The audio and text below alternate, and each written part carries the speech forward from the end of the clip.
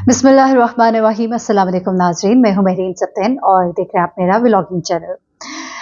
नाज़रीन, अपने vlogging channel के ऊपर मेरी कोशिश होती है आपके सामने ऐसी कहानियाँ लेकर आऊँ, ऐसी स्टोरीज़ लेकर आऊँ, ऐसे वाक़यात लेकर आऊँ जो आप लोगों को कोई राह भी दिखाएँ, आप लोगों के लिए मशाल राह भी हों और एक अवेयरनेस का काम करें।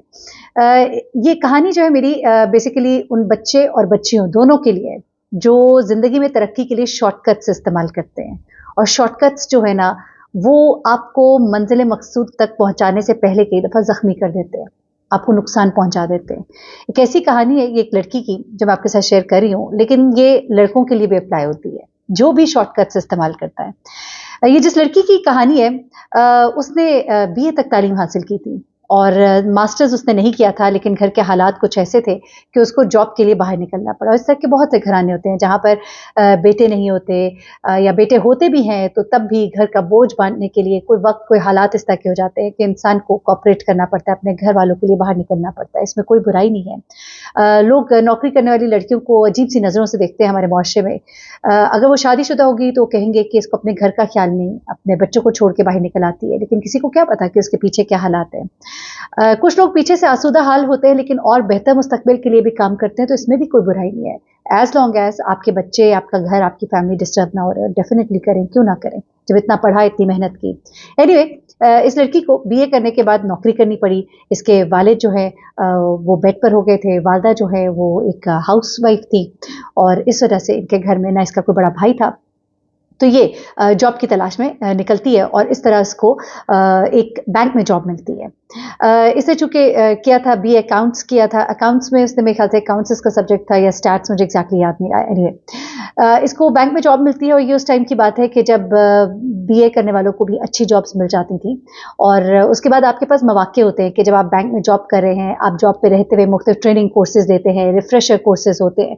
जब आप वो कोर्सेज़ करते हैं, आप अपनी जो एबिलिटीज़ हैं उनको एनहांस करते हैं और आप बेहतर से बेहतर आगे जाते हैं। ख़ास तौर पे जिस तरह आपके जो डिफरेंट डिपार्टमेंट्स हैं, जैसा पीआर डिपार्टमेंट है ख़ास तौर पे बैंक्स में और वहाँ पर जो आपके पास इस ट्रेनिंग की जो फैसिलिटीज़ होती हैं उनकी वजह से आप अपने आप को बहुत बेहतर कर सकते हैं। वहाँ पे आपकी परफॉर्मेंस बड़ी मैटर करती है, आप किस अपने कस्टमर को रिटेन करते हैं, तो ये चीज़ें बड़ी इंपॉर्टेंट होती हैं। अच्छा, ये लड़की जो है खुशशक्ल थी, लिबास इसको अच्छे से पहनना आता था, तो ये कहती है कि मैंने अपने आप को थोड़ा-सा प्रेज़ेंटेबल भी बनाया। ज़ाहिर-सी बात है, बैंक की जॉब थी और फ्रंट डेस्क जॉब थी जिसमें कि आप सामने टेबल पे बैठते हैं, जो आता है उनको आप ग्रीट भी करते हैं। उनकी जो इनिशियल प्रॉब्लम्स होती हैं, जिस तरह उनके चेक काट के देने, चेक लिखवाने में मदद कर देना, डिपॉज़िट स्लिप लिखवाने में मदद कर देना, ये तमाम चीज़ें जो हैं वो ये लड़की करती थी। अब इंसान को शक्ल हो, सामने बैठा हो, बोलचाल में भी अच्छा हो, बहुत से लोग उसकी तरफ अट्रैक्ट होते थे। वो कहती है कि कई दफ़ा मुझे शुरू में ज़रा अजीब-सा भी लगता था, कुछ बुज़ुर्ग लोग भी होते थे, वो आते थे, बैठते थे, तो कई लोग जो है वो ज़रा उनका अंदाज़ ऐसा होता है कि इंसान बड़ा अनकम्फ़र्टेबल हो जाता है। तो वो कहती है कि मैं सारी चीज़ें देख रही होती थी, लेकिन एट टाइम्स मैं कभी-कभी अनकम्फ़र्टेबल होती थी। एक दफ़ा वो कहती है कि इसी तरह से हमारे ऑफ़िस में एक साहब आए और उनका अकाउंट जो था वो बड़ा एक हेवी अकाउंट था। मुझे पता लगा कि इनके पास बड़े पैसे-शैसे भी हैं। मुझसे बातचीत भी की उन्होंने, मैंने उनको डिपॉज़िट स्लिप बना के दी और उसके बाद वो सलाम दुआ के चले गए।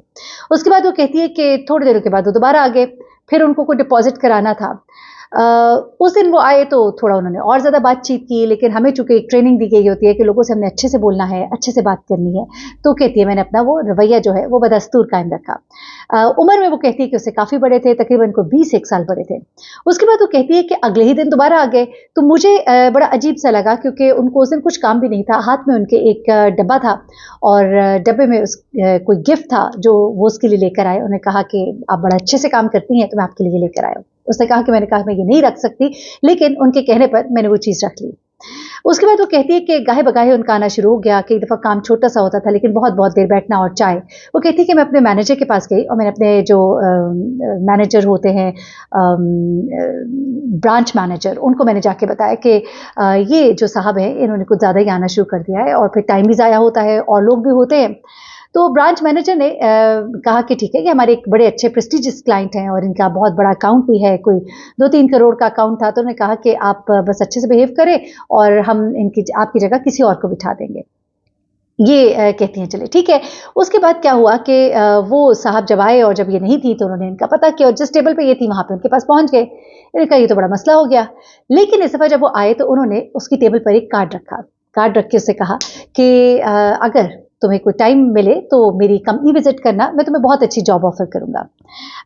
उसने उस वक्त तो ज़रा ध्यान नहीं किया, लेकिन कुछ दिनों के बाद उसके घर में हालात कुछ इस तरह के हुए कि वो कहती कि हम बिजली का बिल तक नहीं दे पा रहे थे। और फिर मेरे जहन में यही ख्याल आया कि मैं यहाँ पे तो 15,000 रुपये सैलरी लेती हूँ, तो क्यों ना मैं इनसे पूछूं कि मुझे क्या सैलरी दे सकते हैं। इसने उनको फ़ोन किया और उनसे पूछा, जबकि इसको पता था कि वो किस तरह की नज़र रखते हैं, लेकिन फिर भी इसने पूछा। तो उन्होंने उसको कहा कि तुम जो भी वहाँ से लेती हो उससे 3 गुना ज़्यादा दूंगा। ये एक उसके लिए बड़ी लुक्रेटिव ऑफर थी। ये कहती है कि मैं चारों ना चार वहाँ चली गई, उनसे बातचीत हुई और उन्होंने मुझे पहली बार में ही 3 माह की एडवांस सैलरी दे दी। इसने ये नहीं सोचा कि उस शख्स ने मुझे 3 माह की एडवांस सैलरी क्यों दी, लेकिन ये वहाँ पे चली गई, उसने जॉइनिंग दे दी। एक अपनी लगी हुई जॉब, एक अच्छी जॉब बैंक की इसने छोड़ी और वहाँ पहुँच गई। वहाँ जाने के बाद इसको पता लगा कि इसकी जॉब तो ये है कि उसने उनके कमरे में चाय का कप लेके जाना है और उनके ही पर्सनल मैटर्स को देखना है, यानी कि एक पर्सनल सेक्रेटरी का जो काम होता है वो है। इसने वो काम शुरू कर दिया। आहिस्ता-आहिस्ता उसने देखा कि ऑफ़िस में और भी बहुत सी लड़कियाँ हैं, लेकिन किसी और को इतनी इम्पोर्टेंस नहीं थी। इस चीज़ ने उसको थोड़ा-सा और हौसला दिया। उसे लगा कि शायद मैं बहुत इम्पोर्टेंट हूँ, फिर उसको अच्छे-अच्छे गिफ्ट मिलने शुरू हो गए।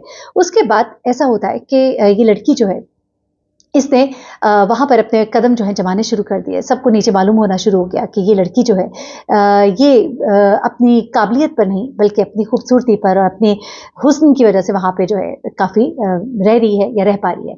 इसी दौरान इसके ऑफिस में ही एक लड़का था और उसने इसको पसंद करना शुरू किया, सलाम दुआ हुई और उसके बाद उसने फाइनली उसको ये कहा कि मैं तुमसे शादी करना चाहता हूँ। लड़की जो है इसने उसकी बात सुनी तो इसको अच्छा लगा कि चलो मेरे घर रिश्ता आएगा और इसको लगा कि मैं शादी कर भी सकती हूँ। वो लड़का जो है वो मुनासिब अर्न कर रहा था, मुनासिब अर्न करता था उसी ऑफिस में। जिस वक़्त ये बात जो है उसके ऑफ़िस में 2 और लोगों को पता लगी और वहाँ से उसके बॉस को पता लगी, तो उसने इसको अपने ऑफ़िस में बुलाया और इससे कहा कि तुम अगर उससे शादी करोगी तो फिर उसके बाद तुम इस ऑफ़िस में नहीं रह सकती और अगर तुम उससे नहीं शादी करोगी तो मैं जो हूँ, मैं तुम्हें और ज़्यादा तुम्हारी सैलरी बढ़ा दूँगा। उसने ये नहीं उससे कहा कि मैं तुमसे शादी करना चाहता हूँ या कुछ और, लेकिन उसको ये ऑफ़र की। ये लड़की जो है ये थोड़ा शशोपंज में पड़ी और इसने कहा कि ठीक है, मैं ज़्यादा पैसे आएँगे, लालच आ गया। तो उस वक़्त इसके ऑफ़िस में बहुत सी लड़कियों को ट्रेनिंग्स कराई जाती थी और ज़्यादा बेहतर परफ़ॉर्मेंस के लिए इवन बाहर के मुल्क भी ट्रेनिंग के लिए भेजा जाता था। इस लड़की ने कभी कोशिश नहीं की कि ज़िंदगी में आगे बढ़े, बल्कि उसको शॉर्टकट्स नज़र आ गए थे। वहाँ पे जॉब करते हुए उसे ज़रा अरसा हो गया और उसके बाद उस शख्स ने अपनी ख़्वाहिशात जब इसके सामने रखना शुरू की, तब इसको समझ आई कि अब तो बहुत देर हो गई है, या मैं इस जॉब को छोड़ूँगी तो इतने पैसे मुझे कौन देगा? उसके बाद ये उन साहब की बातों में आ गई और जिस तरह भी, और उसके बाद पैसों में तरक्की होती गई, लेकिन ज़हनी तरक्की ना हुई, ना कोई इसने कुछ सीखा, ना कुछ और। ये शख्स जो है साहिब औलाद था, इसने उसको एक दफ़ा कहा भी कि तुम मुझसे शादी कर लो। उस शख्स ने इसको कहा कि शादी मैं नहीं कर सकता, कि मेरे बच्चे हैं। फाइनली क्या होता है जनाब कि ये साहब जो है एक वक़्त आता है कि उनका दिल भर जाता है इससे और उसके बाद वो इसके साथ वही सलूक करते हैं जो नॉर्मल लड़कियों के साथ सलूक होता है।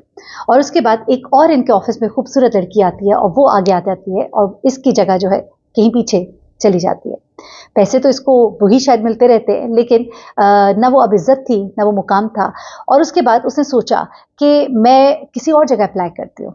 इसने बाहर जाके कुछ जगहों पे अप्लाई किया, लेकिन जहाँ पर भी उनको पता लगता था कि जो इसकी पोस्ट है वहाँ पर और उसकी जो पे है, वो ये सुन के हैरान हो जाते थे और इसको कहीं भी जॉब नहीं मिलती थी। चारों नाचार वो इसी ऑफ़िस में वापस आ जाती थी, जहाँ उसकी अब कोई इज़्ज़त नहीं थी। ये सब कुछ देखती रही और तब उसको एहसास हुआ कि वो वक़्त था कि मैं कुछ सीख सकती थी, मैं कोई ट्रेनिंग्स पे चली जाती, मैं कुछ फर्दर पढ़ लेती, मैं साथ कुछ कर लेती तो शायद मेरी ज़िंदगी में मुझे आगे बढ़ने का कोई मौका मिल जाता।